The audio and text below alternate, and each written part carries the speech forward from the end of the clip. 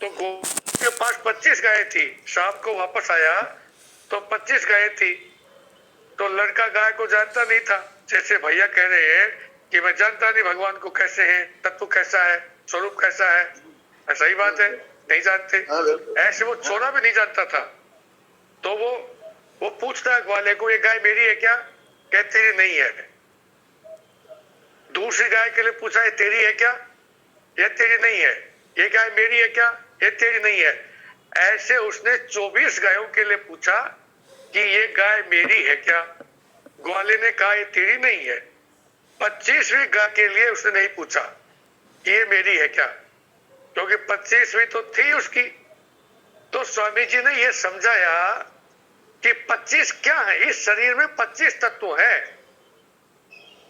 जैसे 10 इंद्रियां, 5 महाभूत और 5 शब्द स्पर्श रूप रस गंध इनका ये विषय, और मन बुद्धि और अहंकार 3 ये 23, और एक मूल प्रकृति 24, और एक हमारा स्वरूप 25।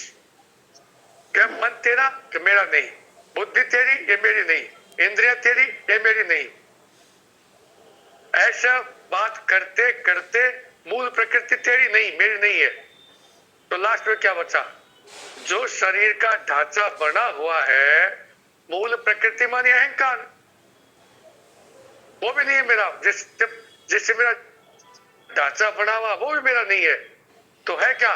इसके बाद भी कुछ बचता है, वो मेरा स्वरूप है। वो एक तो युक्ति ये बताई स्वामी जी ने। दूसरी युक्ति बताई कि जैसे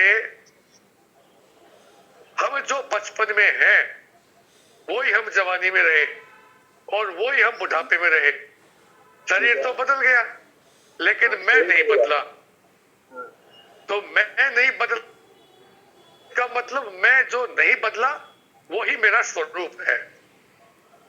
एक उदाहरण और देते स्वामी जी कि हम सोते हैं गाढ़ निद्रा में, उसके बाद में उठते हैं तो क्या कहते हैं? मैं ऐसे सुख से सोया कि मुझे कुछ भी पता नहीं था। तो कुछ भी पता नहीं था ये कौन कह रहा है? ये वो हमारी आत्मा ही है। चाहे वो अभी हमारे को ऐसे उदाहरणों से दिख रही हो, पर है वही, वो बाद में प्रकट हो जाएगी। ऐसा श्रद्धा रखने से वो प्रकट हो जाएगी। श्रद्धा तो फ्री है भाई, श्रद्धा तो फ्री है कि जी मतलब तो 3 जो युक्तियां बताई स्वामी जी ने कि जिस ज्ञान में नफा हुआ, एक बार आप आत्मा भी छोड़ दो, स्वरूप भी छोड़ दो। मेरे को एक नई बात अच्छी लगी स्वामी जी की, ज्ञान में और आत्मा में कोई अंतर नहीं है। आत्मा कह दो, ज्ञान कह दो, ये पर्यायवाची है। तो जिस ज्ञान में हमारे को नफा हुआ उसे पता चला, और उसी ज्ञान से हमारे को नुकसान का पता चला। तो ज्ञान तो एक ही है ना।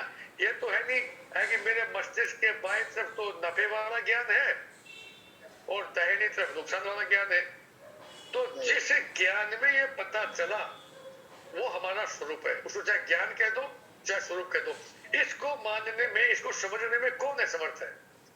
स्वामी जी ने ऐसी युक्तियां बताई हैं जी। ये युक्ति बड़ी समझ आ रही है कि वही तो बता रहा है कि ज्ञान ये बात तो जिस ज्ञान में ये पता चला कि मेरा घाटा हुआ, उसी ज्ञान से ज्ञान नहीं बदला, तो वो मेरा स्वरूप है। हाँ, जो ज्ञान है, जो ज्ञान केवल शुद्ध ज्ञान